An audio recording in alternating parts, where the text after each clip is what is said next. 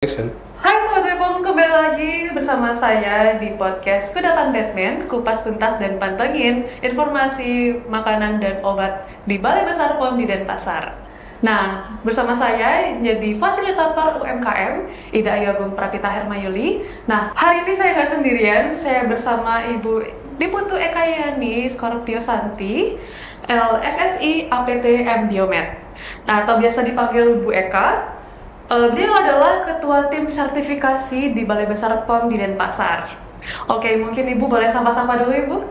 Halo, Semeton Semeton Bepom dimanapun yang berada, terutama yang di Bali ya. Selamat sore. Sudah lama nih kita tidak berjumpa, jadi nanti topiknya pasti yang hangat. Silahkan disimak sampai tuntas.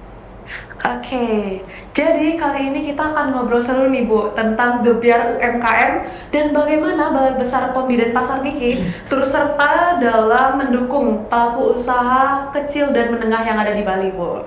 Mungkin langsung saja ya Bu, mungkin bakalan banyak nih sahabat Bepom yang bertanya-tanya apa sih itu gebiar UMKM dan bagaimana sih konsep dari gerakan bersama yang dijalankan bersama.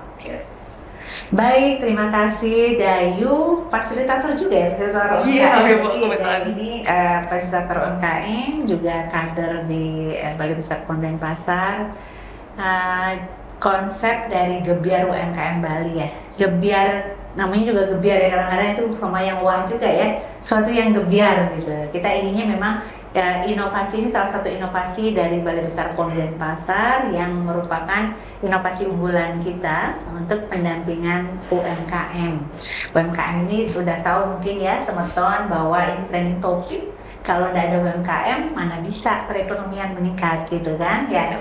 Sehingga UMKM ini menjadi salah satu yang harus kita dampingi. Karena nanti akan punya efek yang besar sekali, dampak yang besar lagi masyarakat. Nah, dari nama sendiri yaitu Gebiar UMKM Bali, gerakan bersama pelayanan izin edar obat dan makanan untuk UMKM yang di Bali. Kenapa kita khususkan di Bali? Karena Balai Besar POM Denpasar itu mendampingi semua UMKM yang khusus ada di Bali. Karena wilayah yang kita bina dan kita awasi itu yang wilayahnya Provinsi Bali, 7 kabupaten kota terutama ya, kecuali Buleleng dan Jembrana. Nah, konsep yang pertama itu gerakan bersama, jadi nggak sendirian ya, karena kalau kita bekerja sendirian itu tidak akan maksimal. Nah, apalagi dengan sekarang yang sudah serba cepat ya, semua harus serba ini dan harus berkolaborasi. Nah, kolaborasi kita sini banyak dari gerakan bersamanya. Kan kita ada, kalau kita kerja sendiri kita nggak akan bisa maksimal. Dan dalam hal mencerdaskan masyarakat, mendampingi, pembinaan, pengawasan itu biasa kita dengan pentahelix. Pentahelix itu ada dengan lintas sektor lain atau organisasi pemerintah daerah lainnya. Kemudian ada juga dengan akademisi. Nah, terutama ini fasilitator pendamping UMKM itu masuk di dalam kategori dengan akademisi. Jadi kita berkolaborasi, bikin MOU ya, atau kerjasama, perjanjian kerjasama dengan universitas, sehingga bisa menyediakan fasilitator. Karena nggak bisa nih tanpa fasilitator UMKM nggak bisa kita, karena sumber daya yang ada di Balai Besar POM Denpasar itu juga tidak banyak ya, terbatas. Nah, sehingga kita perlu fasilitator dan bersamalah dengan akademisi. Termasuk akademisi ini juga mensupport kita dalam hal apa, teknologi, bagaimana untuk peningkatan dari kapasitas pelaku usaha untuk produk-produk inovasi baru. Itu juga kita kerjasamanya di sana. Kemudian selain tadi dua itu ada tentunya ada asosiasi pelaku usaha ya. Itu asosiasi juga kita kerjasama, sehingga misalnya untuk asosiasi Perkosmi gitu ya, perusahaan kosmetik, gabungan Perkosmi itu Persatuan Kosmetik Indonesia ya. Jadi pelaku usahanya juga kita support, sehingga kita gampang untuk merangkul mereka sehingga bisa menerapkan aspek-aspek cara pembuatan atau produksi yang baik. Kemudian ada juga kita dengan masyarakat sendiri ya, masyarakat dengan pelaku usaha juga. Satu lagi itu dengan media itu juga sangat penting. Media yang kita ajak kolaborasi adalah media mainstream ya, yang banyak sekarang seperti koran, media cetak, media elektronik, media online. Nah, ini untuk apa? Untuk mempublikasikan seluas-luasnya apa sih program kita, sehingga masyarakat bisa juga ikut bergerak, atau pelaku usaha semua bisa kita dampingi. Karena tidak mudah loh mencari pelaku usaha itu untuk kita dampingi ya, karena mereka juga bingung kemana nih saya harus daftarin produknya. Nah, itu kolaborasi itu ya dengan lintas sektor. Tadi yang saya bilang Pentahelix, kemudian ada juga tambahannya yang keren di kita itu dengan inkubator bisnis universitas. Nah, itu kita punya perjanjian kerjasama. Inkubator bisnis ini support ada hasil penelitiannya untuk kita bisa tindak lanjut menjadi suatu inovasi yang memperbesar dan memperluas kapasitas dari pelaku usaha untuk mengembangkan produknya.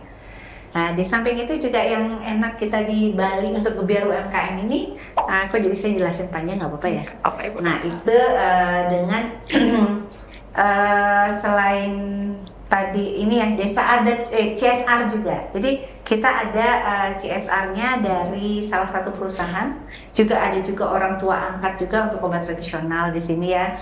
Yang sudah berkolaborasi sama kita sehingga bisa merangkul nih pelaku usaha yang memang minim untuk tidak bisa misalnya untuk beli peralatan, ya kita bantu. Nah gitu, jadi gerakan bersama ya dengan berkolaborasi dengan lintas sektor. Dengan kementerian atau lembaga juga kita kolaborasi seperti apa? Contohnya Kementerian Sosial ya. Nah, terus ada Kemendag atau ada Disperindag yang sudah pasti. Jadi produk-produk lokal Bali kita support supaya bisa didapat izin edar. Itu dengan kolaborasi dan anggaran juga disiapkan oleh kementerian atau lembaga tersebut. Oh gitu ya Bu, benar-benar berarti menarik sekali ya kegiatan gebiar UMKM dengan mengajak kolaborasi Pentahelix ya dari banyak sektor, sehingga dari gebiar UMKM itu sangat-sangat megah juga sesuai sama namanya Bu ya. Asengkar. Ya. Kalau boleh tahu nih Bu, apa aja sih tantangan atau permasalahan yang dihadapi nih oleh UMKM sehingga timbul nih atau muncul gebiar UMKM ini di Bali? Oke. Ya, bagus ya. Jadi sebenarnya tadi saya bilang bahwa kita tidak bisa sendiri, terbatasan sumber daya. Walaupun kalau dari segi anggaran yang nilai plus dari yang kita tawarkan adalah pengujian produk secara gratis gitu ya, dari parameter uji. Misalnya produk ini mendaftarkan ayam betutu gitu ya, itu kan khas Bali ya. Itu kita uji ayam betutunya dengan parameter uji itu dengan dibayar oleh anggaran negara, anggaran APBN. Jadi anggarannya Balai Besar Pom di Denpasar itu secara gratis. Karena itu adalah kesulitan dari pelaku usaha. Kenapa kadang-kadang nggak mendaftar? Adalah mahal di biaya uji produknya. Nah itu. Dengan hal ini mereka mempermudah mereka untuk melakukan registrasi dan merasa tidak sulit kok, ternyata tidak semahal yang dibayangkan. Itu pertama. Kemudian yang selanjutnya ada permasalahan yang paling berat untuk pelaku usaha. Kan UMKM itu banyak banget ya, mereka itu yang nggak paham nih cara bikin dokumen. Betul. Padahal untuk digitalisasi saat ini, upload itu ke aplikasi, misalnya aplikasi OSS, kemudian masuk ke e-sertifikasi, dokumen mutu atau panduan mutu itu wajib diupload. Kalau nggak ada itu nggak akan bisa terpenuhi. Nah, mungkin Dayu sendiri sudah merasakan ya bagaimana membantu pelaku usaha sebagai fasilitator. Jadi kita perlu nih fasilitator dari mahasiswa untuk membantu membuatkan dokumen untuk satu produk dulu, karena kan nggak mungkin pelaku usaha mendaftarkan hanya satu produk. Biasanya mereka ada varian-varian dengan rasa yang berbeda. Nah, dengan diberikan bimbingan oleh mahasiswa, yaitu mahasiswa dampingi, nanti mereka punya dokumen sebagai dasar nanti untuk melanjutkan di momen selanjutnya untuk produk yang selanjutnya. Jadi itu sangat permasalahan sudah dapat solusi. Pertama, biaya uji kita udah kasih uji gratis. Yang kedua, nggak bisa bikin dokumen, sudah dibantu didampingi oleh mahasiswa. gitu. Oke. Dan itu mungkin permasalahan yang masih ini ya. Kalau masalah sekarang untuk halal itu sulit kan, semua harus persyaratan halal ya. Iya, betul. Kita sudah bantu kaitkan dengan Kementerian Agama untuk apa? Untuk karena mereka juga ada program-program untuk dapat sertifikasi halal. Jadi ada di sana, sehingga kolaborasinya bagus. Nah, untuk NIB kalau kesulitan kita sudah kolaborasi dengan PTSP, Perizinan Terpadu Satu Pintu, sehingga untuk NIB yang bermasalah mereka tidak bisa gimana ini masuk KBLI mana, nah itu sangat dibantu oleh Perizinan Terpadu Satu Pintu. Baik, benar-benar terbantu banget ya jadi UMKM terhadap Gebiar UMKM ini Bu ya. Nah, jadi tantangan malam-malam tadi emang menjadi hal yang sangat krusial ya Bu dalam pengurusan izin edar. Nah, selanjutnya apa aja sih yang menjadi fokus dari kegiatan ini Bu? Oke, fokus mungkin tahapan ya. Jadi ini sebenarnya gimana sih tahapannya supaya nanti UMKM mungkin yang juga ikut menyaksikan podcast kita ya. Jadi nggak usah takut. Karena dari awal kalau sudah komitmen ingin mendaftarkan produknya untuk mendapatkan izin edar, apalagi itu produk-produk lokal, domestik, lokal Bali gitu ya, itu sudah ada tahapan. Pertama, datang dulu nih kita kasih sosialisasi program Gebiar UMKM itu seperti apa. Setelah itu kita akan tetapkan dengan komitmennya dari mereka. Nah, di samping juga dapat sumber UMKM-nya itu dari koordinasi lintas sektor tadi ya, dari koperasi UMKM kabupaten kota, kemudian dari dinas perizinan, ada juga dari desa adat, dari BUMDesnya juga ada. Nah itu mungkin spesifik kita adalah nilai plus dari Gebiar UMKM Bali ini mungkin yang berbeda keunggulannya. Kita memang kolaborasi dengan desa adat, dengan mensupport BUMDes, karena desa adat itu kan dia punya produk-produk lokal ya. Misalnya contohnya apa? Kalau sambal mbe gitu kan Bali punya. Terus ayam betutu itu di mana? Itu di desa mana? Itu juga masuk dalam ini. Atau sambal bumbu rujak Bali gitu. Jadi memang produk-produk khas Bali. Jadi kita kolaborasi dengan desa adat. Di samping juga ini hal yang keren juga nih Dayu. Jadi kita punya program. Jadi mungkin tidak semua ya bisa rumah produksi komunitas itu ya. Rumah produksi komunitas itu sebenarnya adalah rumah produksi milik desa yang diprioritaskan untuk memproduksi makanan tambahan untuk program percepatan stunting. Nah itu loh yang kita bantu untuk CSR-nya, mereka dapat bantuan peralatan 40 juta. Dan sekarang yang RPK Dalung ini adalah masuk rumah produksi dan kita dampingi masuk program pendampingan di Gebiar UMKM ini. Nanti kita harapkan produk PNT itu tidak hanya siap saji ya, tapi dia ada juga produk-produk yang dikemas, yang nantinya bila banyak yang order gitu misalnya di RPK Dalung ya, dengan kualitas yang memenuhi standar CPPOB dan keamanan mutu dan manfaat untuk pangan, itu sudah bisa didapatkan di RPK dengan adanya izin edar. Kan keren kan? Keren banget tuh. Ya, ini yang mungkin baru dari Gebiar UMKM ini yang kami dapat, yaitu keunggulan untuk kita. Sama yang produk lokal seperti kosmetik yang garang spa terus sampai itu kan kosmetik lokal tadi ya, itu juga kita support juga dari Gebiar UMKM Bali, sama alga atau ganggang gitu Dayu. Oh berarti benar-benar menggunakan pendekatan yang sangat holistik kepada produk-produk lokal yang khususnya di Bali gitu. Ya namanya juga Gebiar UMKM Bali, kita harus support dong ya, sampai sebenarnya nanti dampaknya deh saya ceritakan, keren pokoknya. Oke, nih selanjutnya nih produk UMKM itu benar-benar didukung pada kegiatan Gebiar UMKM ini agar bisa naik kelas ya Bu, dan memenuhi standar mutu, siap bersaing, bahkan bisa bersaing di kancah internasional nih teman-teman. Nah sahabat Bepom, jangan kemana-mana dulu ya, karena pada sesi kali ini akan kita lanjutkan lagi mengenai pembahasan tentang pelaksanaan dan dampak nyata dari Gebiar UMKM Bali. Jadi stay tune.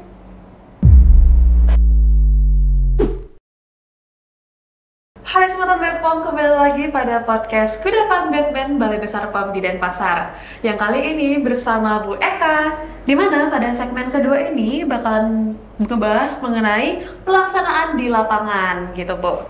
Nah jadi Bu, gimana sih sebenarnya teknis atau step by stepnya gimana pelaksanaan gebiar UMKM di Bali ini? Nah apakah ada sistem jemput bola ataupun perjalanan ke desa gitu Bu? Iya. Oke, perjalanan ke desa.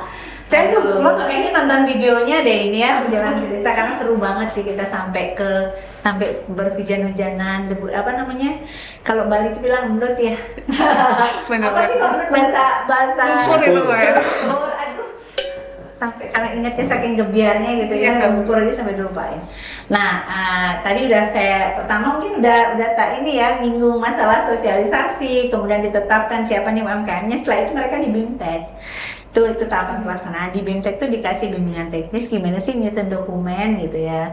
Tapi itu didampingi dengan mahasiswa sebagai fasilitator. Jadi kalau ada yang nggak paham, pelaku usahanya, mahasiswanya langsung ini.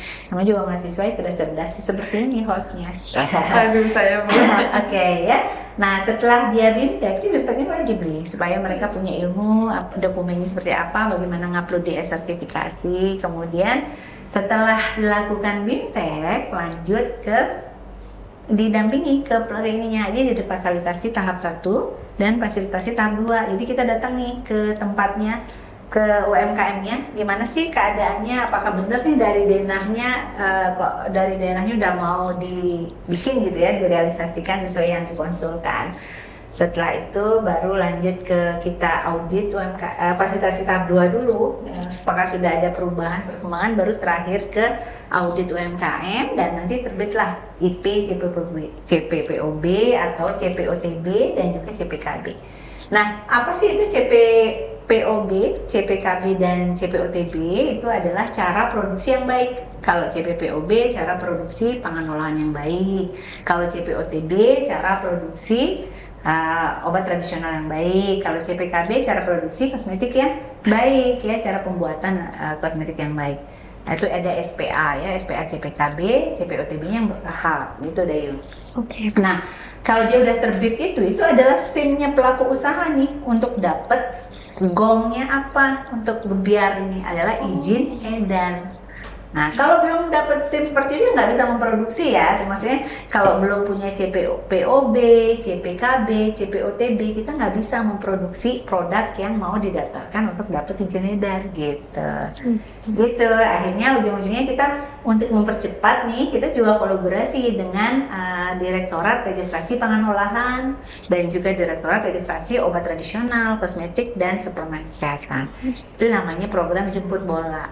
Ya, yang paling sering sih kita lakukan untuk pangan olahan ya, karena produk pangan ini lebih banyak dibandingkan obat tradisional dan kosmetik. Nah, dari itu terbitlah izin edar. Ada loh izin edar yang terbitnya cepat banget kemarin. Jadi kalau dulu ya rata-rata itu izin edar bisa lebih dari 30 hari karena tergantung ini ya dokumen, tiktokan dokumen. Jadi kalau dokumen lengkap itu akan dianggap bahwa itu ditindaklanjut lagi. Kalau kadang-kadang pelaku usaha ngeluhnya kenapa sih lama ya, karena dokumennya nggak dilengkap-lengkapi. Nah dengan adanya sekarang bantuan dari fasilitator UMKM dari mahasiswa gitu ya, itu dokumennya cepat dilengkapi. Malah kemarin itu karena yang menengah rendah ya, risiko rendah itu lebih cepat ya. Jadi jamu apa ya namanya, CV Sehat Segar kalau nggak salah ya, saya langsung sebut saja, itu bisa dalam waktu 6 jam dokumennya lengkap, sehari dia daftarkan, masuk, labelnya udah dievaluasi, 6 jam bisa terbit di Mobile. Keren ya? Keren banget tuh Sehat Segar. Nah itu yang sudah kita lakukan. Itu memang tidak banyak ya, ada beberapa pelaku usaha yang bisa seperti itu. Itu tergantung komitmen dari pelaku usahanya untuk bisa menindaklanjuti lebih cepat. Nah kalau izin edar sudah terbit, sekarang apa sih yang ada kita lakukan ya? Mungkin nanti kita kasih cara-cara marketing gitu ya. Kita kolaborasi lagi. Ini kedepannya sih Dewi baru akan selama ini sih kita sudah kolaborasi dengan Rumah BUMN juga ya, mungkin tadi belum sempat saya sebutkan. Jadi rumah BUMN ini ada dia punya kurikulum. Kurikulumnya ada kelas 1, kelas 2, kelas 3, kelas 4. Jadi UMKM itu naik kelas ya. Jadi tidak hanya kelas 1 aja kayak kita TK terus ya. SD, anak-anak itu kan nggak mungkin begitu. Dia pasti mau jadi sampai universitas kan, mau sampai kelas 4. Nah, untuk yang UMKM yang kelas 2 ini, dia wajib memiliki izin edar. Izin edar salah satunya adalah yang untuk pangan olahan, obat tradisional, kosmetik itu dari BPOM. Keren kan, kita dengan kolaborasi dengan rumah BUMN ini banyak yang bisa kita rangkul, sehingga setelah misalnya nanti dia dapat izin edar di ini, dia udah masuk kelas 2, dia bisa naik ke kelas 3. Nah, kelas 3 itu sampai kelas 4 itu bisa difasilitasi oleh BUMN untuk bisa ekspor gitu. Wah, keren Jadi, banget sih. kalau udah ekspor apa dong? Perekonomian kan? Ya, naik pasti. Oke, itu Dayu. Jadi benar-benar megah banget ya dari konsep Gebyar UMKM ini, dan lucu ya ada SIM gitu, UMKM-nya dapat SIM, bukan cuma kendaraan nih tapi UMKM juga untuk perjalanan UMKM agar bisa naik kelas nih teman-teman semuanya. Nah selanjutnya, kira-kira nih Bu, kalau di Gebyar UMKM nih, apakah benar-benar diadakan di Balai Besar POM di Denpasar saja, atau ada kegiatan lapangannya juga nih Bu? Apakah tersedia di layanan langsung atau edukasi ataupun konsultasi nih kira-kira? Oke. Ya, itu mungkin juga salah satu yang membuat kadang-kadang kalau zaman sekarang kan namanya mager ya. Terus kayaknya pengen ke Balai Besar POM Denpasar males gitu ya. Ada beberapa yang seperti itu, sehingga kita punya acara jemput bola juga di samping desk coaching registrasi untuk jemput bola di bagian izin edar percepatan. Kita juga ada jemput bola di misalnya acara Car Free Day ke desa-desa. Kita ngasih edukasi dan konsultasi kepada UMKM, termasuk kita kolaborasi dengan Komisi 9 DPR RI Dayu. Nah, Komisi 9 DPR RI ini banyak nih punya masa di desa yang ternyata desanya itu punya BUMDes. Kemudian desanya itu punya juga UMKM di desa yang kita bisa support. Kemarin ada tuh terakhir kami melakukan komunikasi, informasi dan edukasi ke salah satu desa. Ternyata desanya punya produk kopi, punya produk bumbu gitu ya, dan mereka nggak tahu cara daftarnya ya. Dan kami edukasi, ternyata mereka bisa nanti ikut rangkul di pendampingan tahun depan gitu ya. Jadi banyak nih yang bisa kita ajak kolaborasi. Tadi yang mungkin belum kami jelaskan yaitu tadi. Belum saya jelaskan terkait Komisi 9 DPR RI ya, yang udah sama jemput bola di Car Free Day juga. Kalau hari Minggu mungkin semeton UMKM Sarem Sami ya, yang di Bali, kalau memang datang ke lapangan renon, kami biasanya publikasi dulu ya di media sosial kami, jadi selalu pantengin terus, tidak hanya Kudapan Batman ya, pantengin edukasi tentang obat dan makanan tidak hanya di YouTube kami, tapi ada juga di media sosial seperti Instagram. Nah, biasanya di Instagram ini juga ada nih woro-woro dulu kita pengumuman kalau mau ada jemput bola, registrasi, untuk gimana sih caranya untuk mendapatkan izin edar, kami lakukan di Car Free Day biasanya di lapangan renon ya. Nah, kalau nanti mau kita ingin Car Free Day di kabupatennya Semeton di mana, itu mohon dikabari, kami boleh DM ya ke Instagram kita. Jadi kita siap untuk melangkah bersama Gebyar UMKM Bali ke kabupaten, malah ke desa-desa, ke pelosok-pelosok untuk memberikan konsultasi gratis dan edukasi.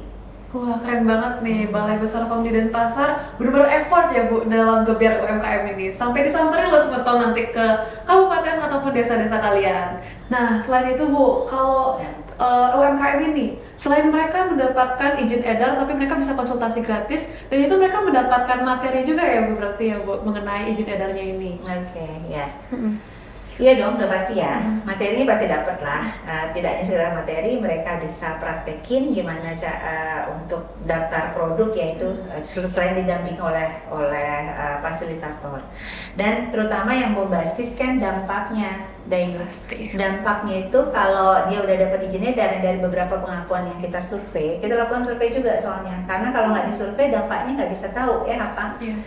Nah, dari hasil survei pendapatan atau omset para pelaku usaha yang sudah memiliki izin edar, itu di atas 10% pendapatannya meningkat. Itu paling banyak ya, di atas 10% pendapatannya meningkat. Ada yang 25% ke atas, ada yang 50% ke atas, ada yang 100% ke atas, bahkan loh ada yang 234% dia ngomong langsung. Itu berarti di atas 200%. Nah ini sampai pelaku usaha yang kita dampingi UMKM-nya selalu mendapatkan juara menjadi menjadi wirausaha muda terbaik dengan produk yang sudah ada izin edar. Jadi banyak banget manfaatnya kalau udah dapat izin edar. Selain kita mengumumkan bahwa itu sudah legal, manfaat, kemudian mutu, keamanan sudah pasti terjaga, terjamin ya, kita yakin. Nah, omset juga pasti meningkat dan itu sudah terbukti ya dari hasil Gebiar UMKM ini. Jarang sih bagi mereka yang bilang bahwa langsung menurun, malah nggak ada tuh pasalnya begitu. Malah kemarin saya ketemu di acaranya APCI ya, itu kebetulan kami datang, kami tanyakan, oh ada pelaku usaha kita yang sudah dapat izin dan dia bilang malah kita belum sempat kasih form survei, beliau mengatakan aduh kan nggak dapat, emang berapa omsetnya di atas 100%, jadi di atas 100% udah bisa meningkat dibandingkan sebelum dapat izin edar. Nah inilah survei, memang tidak semuanya merata kami lakukan ya, jadi karena kita sudah share ke publik yang mana yang dapat izin edar kemudian mengisi, itu udah hasilnya dari sudah oke. Di samping itu dampak yang juga berarti tidak hanya ke perekonomian yang udah pasti kita inginnya, siapa sih yang nggak ingin ya, kalau udah punya usaha pasti ingin perekonomiannya meningkat ya, itu adalah poin pertama yang kita butuhkan. Nah untuk organisasi kita yang punya punya tahapan-tahapan untuk jangka panjang, menengah ya, sama jangka panjang, jangka menengah, jangka panjangnya terutama jangka yang sudah kita survei gitu ya, survei kepuasan pelaku usaha, pasti puas. Kalau survei kepuasan masyarakatnya puas. Jadi itu sudah meningkat dari tahun pertama kali digagas itu tahun 2020 sebenarnya, dengan inovasi yang namanya si Pingkan. Waktu itu cuma UMKM pangan olahan. Pingkan itu pendampingan UMKM pangan olahan, jadi cuman pangan. Jadi itu makanya direvitalisasi menjadi Gebiar UMKM Bali pada 2024 untuk beberapa komoditi seperti obat tradisional, kosmetik, dan juga pangan olahan yang sudah kita lakukan. Jadi banyak nih, multi banget ya. Nah, semua jadi imbasnya juga banyak. Kita juga bagus, sudah pendampingannya, pelayanan publik kita yang juga selalu meningkat, dan juga ini. Oh iya, tadi lupa kelompok rentan. Untuk inklusif juga kita support ya. Memang kalau yang pelaku usaha inklusif ini atau kelompok rentan ini ya belum semua tidak ini, karena memang tidak mudah ya ternyata mencari pelaku usaha yang memang punya keterbatasan. Nanti kedepannya kita effortnya harus lebih tinggi. Jadi baru beberapa yang kita support ya untuk pelaku usaha yang misalnya kita kunjungi ke tempatnya, apakah ya dia pada saat melakukan penyiapan pangannya itu sudah memenuhi standar keamanan pangan, dan itu dijual oleh teman-teman kita yang disabilitas tunanetra ya. Nah untuk tunarungu kami belum pikirkan, mungkin bisa nanti ada komen nanti di YouTube-nya siapa saja dari pelaku usaha yang kelompok rentan gitu ya, yang dari lansia. Kalau kelompok rentan lansia loh, lansia sudah banyak juga ya kita support ya. Lansia tadi sehat segar yang sudah ini, banyak sekarang juga ada yang pemilik dari minyak balur, itu juga banyak loh yang di atas 60, itu masuk kelompok rentan juga. Kalau disabilitas kami baru yang tunanetra, itu yang untuk distribusinya. Nah kedepannya mungkin ada pelaku usaha, ada yuk nanti yang nonton di YouTube ini silahkan ya ditulis di kolom komen siapa pelaku usaha kelompok rentan yang di atas 60 tahun, kemudian yang punya keterbatasan secara fisik, itu kami siap untuk membantu mendampingi di inovasi Gebiar UMKM Bali. Baik, benar-benar luas banget ya Bu cakupan dari Gebiar UMKM ini, dan beruntung banget nih UMKM yang didampingi oleh Balai Besar Pemdi dan Pasar sehingga memiliki kenaikan omset nih ke depannya. Lalu selanjutnya untuk sahabat Bepom nih, tetap ya menurut saya kayak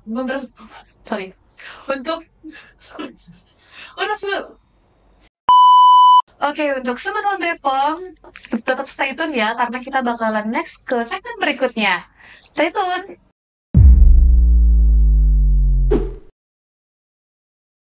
Hai Sobat Bepom, Pom, kali ini kita sampai nih di segmen terakhir di podcast hari ini. Nah, mungkin boleh diberitahu Bu, harapan nih atau mungkin wishlist nih untuk Gebiar UMKM ke depannya, bagaimana Ibu? Oke.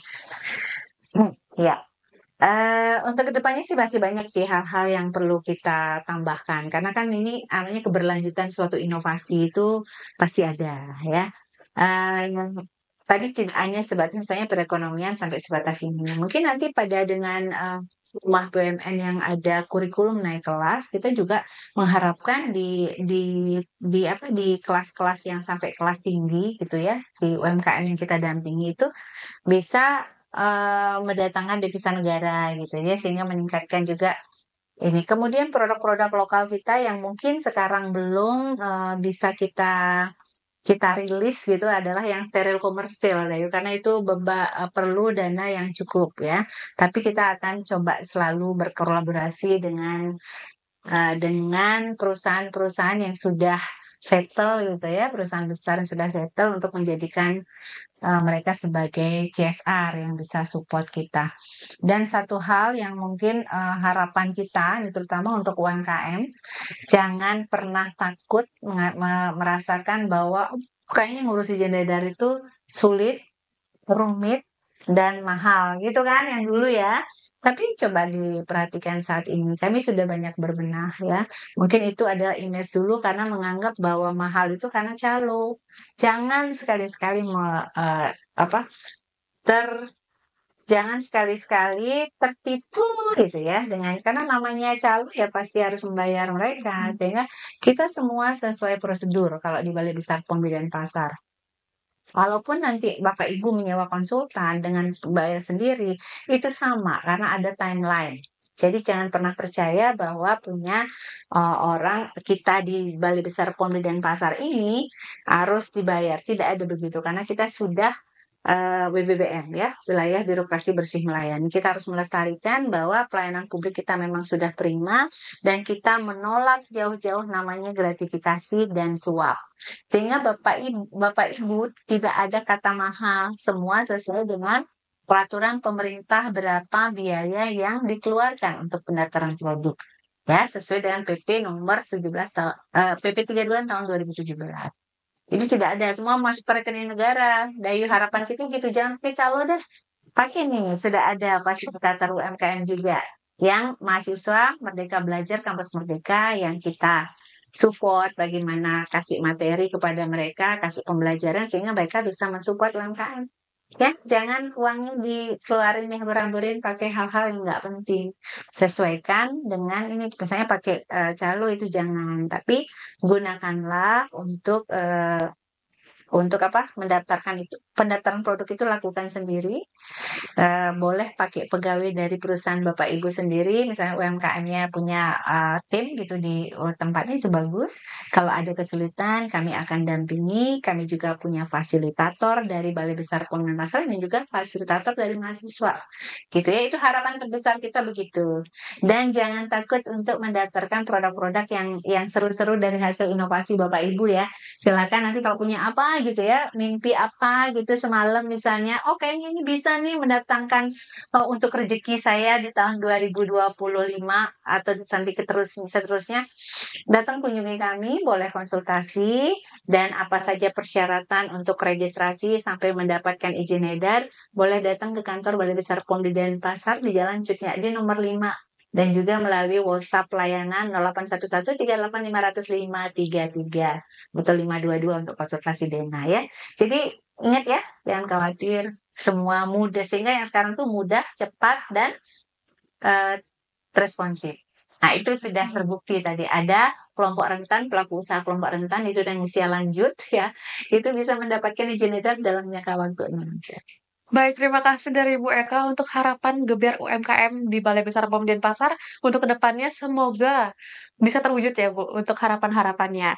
Nah, selanjutnya nih Bu ada pertanyaan, bagaimana sih tips untuk pelaku UMKM dan masyarakat umum dalam mendukung UMKM yang sudah legal nih Bu? Boleh kasih tipsnya? Oke ya, tipsnya untuk UMKM yang sudah punya izin edar ya untuk legalitas produknya kan udah legal nih, boleh dong diedarkan dengan tetap mempromosikan produknya sesuai batasan iklan yang benar itu seperti apa. Jangan juga terlalu berlebihan ya yang bisa membuat masyarakat jadi tersesat gitu.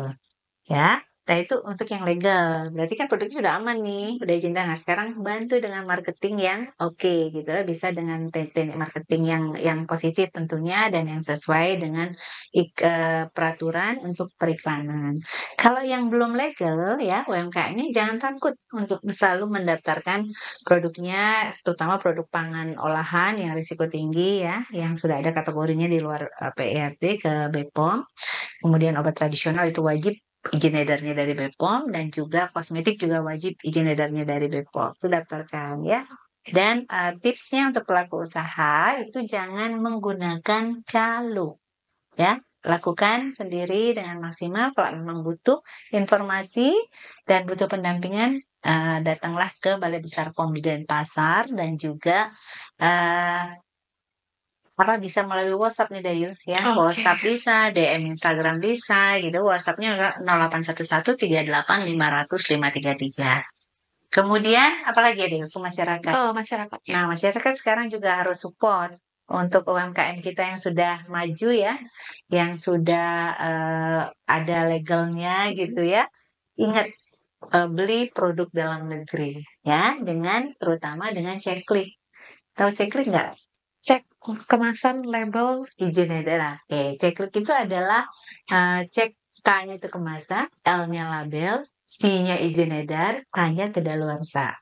Jadi sebelum membeli produk ingat kemasannya. Kalau kemasannya nggak boleh penyak-penyok, kembung gitu ya. Itu artinya sudah rusak. Ya, apalagi ada bocor. Itu bisa membuat di dalamnya produknya bermasalah itu sebenarnya. Jadi tidak lagi aman. Kemudian yang kedua, labelnya. Labelnya itu harus dicek nih komposisinya apa ada, terus nama pabriknya udah bener apa belum, ada nggak nama pabriknya, label-label gitu ya, nama pabrik, kemudian apa itu produknya atau nama jenis yang namanya kalau secara bahasa bahasa bahasa registrasi produknya itu ada misalnya produk kue atau snack atau produk bakso gitu ya.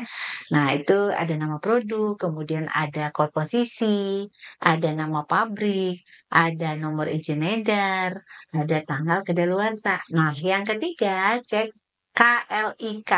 I itu izin edar. Kalau nggak ada izin edarnya jangan dibeli, tapi itu terutama adalah produk-produk yang kedaluarsa 7 hari ke atas. Itu wajib ada izin edar. Tapi kalau produk misalnya siap saji gitu ya, yang kedaluarsanya kurang dari 7 hari itu tidak wajib didaftarkan. Tapi tetap pertahankan untuk mutu dan keamanannya dan lakukan pengolahan dengan benar ya, memenuhi standar keamanan pangan.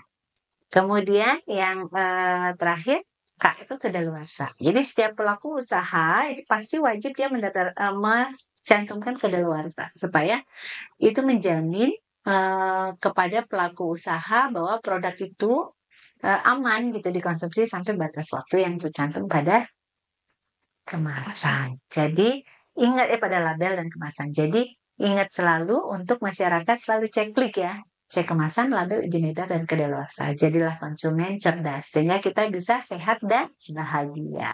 Baik. Waduh, pembicaraan hari ini benar-benar berbobot ya, Bu. Dan juga Cemeton BPOM nih bisa dijadiin materi untuk kalian mungkin mau mendaftarkan produknya untuk izin edar bisa hubungi Balai Besar POM di Denpasar ya teman-teman. Nah selanjutnya Bu mungkin boleh kasih nih karena ini penutup kasih closing statement nih Bu untuk UMKM sekalian nih. Baik, terakhir ya. Ingat dukung program inovasi Gebiar UMKM Bali Gerakan Bersama Pelayanan Izin Edar Obat dan Makanan untuk UMKM yang ada di Bali. Nah, ini pada UMKM ingat bahwa untuk inovasi ini akan mempermudah mempercepat pelayanan dan juga memudahkan dan mempercepat. Tidak ada proses yang sulit dan satu lagi dibantu untuk uji gratis. Jadi segera daftarkan produk Anda dimanapun UMKM yang punya produk obat tradisional, kosmetik dan makanan olahan yang kadaluarsanya lebih dari 7 hari. Silakan konsultasi langsung ke Balai Besar POM Denpasar. Kita masukkan dalam program UMKM Gebiar UMKM Bali atau ke nomor WhatsApp ya 081138500533 sampai hafal saya. Ingat ya, jangan sampai lupa.